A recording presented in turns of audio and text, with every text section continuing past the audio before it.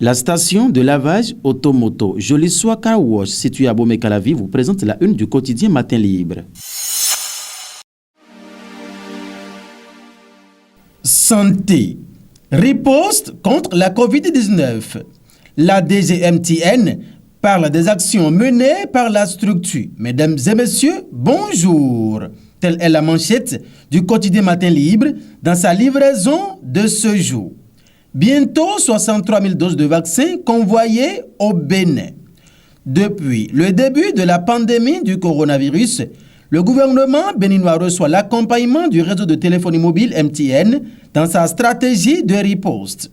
La directrice générale de MTN Bénin fait ici le point des actions menées, celles en cours et celles à venir. Elle appelle les populations à doubler d'ardeur dans le respect des gestes barrières parce que le virus est toujours présent. L'intégralité de l'interview que la DGMTN a accordée à Matin Libre est à retrouver en page 3. À l'oreillette, culture et tourisme. Le Bénin et Cuba s'engagent dans une nouvelle coopération. En page 11, l'information est à lire.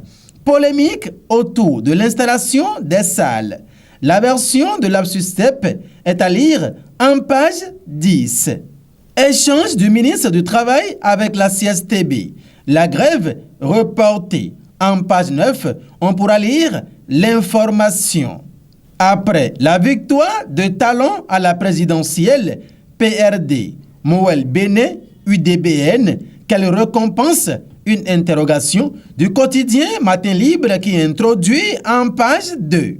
Patrice Talon et sa colistière Mariam Tchabita Latazime, à l'issue de la présidentielle du 11 avril dernier, dirigeront le Bénin pour les 5 prochaines années.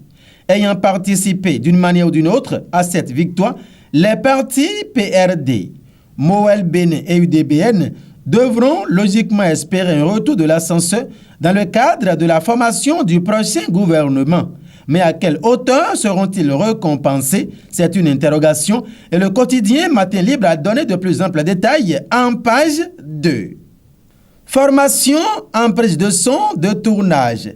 Canal Plus Bénin pour un secteur de l'audiovisuel performant. C'est une information dont les détails sont donnés en page 5. Et pour finir, ce jet à Konanan d'Atiémé. Des élèves se dotent d'un local pour des relations intimes. Fait insolite dans la commune d'Atiémé, exclame le quotidien Matin Libre.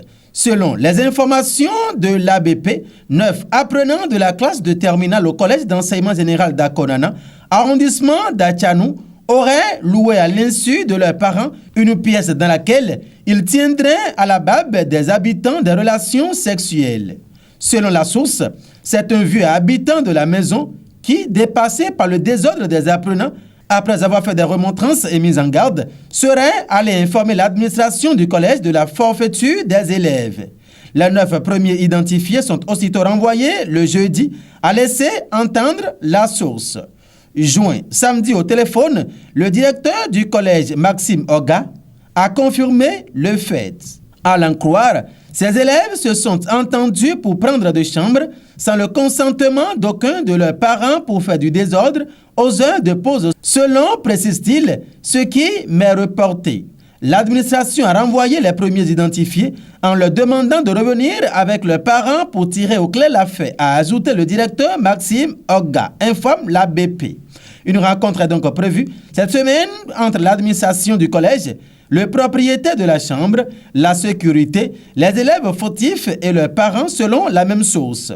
Les élèves renvoyés pour exprimer leur colère se sont donné le vilain luxe de bastonner sur le chemin de l'école. 2 jumeaux, tous apprenants de la classe de 5e dans le même collège, a confié l'ABP, le directeur du collège. Mesdames et messieurs, ainsi va l'actualité avec le quotidien Matin Libre, le seul journal béninois qui est immédiatement disponible dans les kiosques à Cotonou et à Parakou, déjà à 7h du lundi au vendredi sur Guérit TV Monde. Merci de nous avoir suivis et excellente journée de mardi à chacun et à tous en compagnie de nos programmes.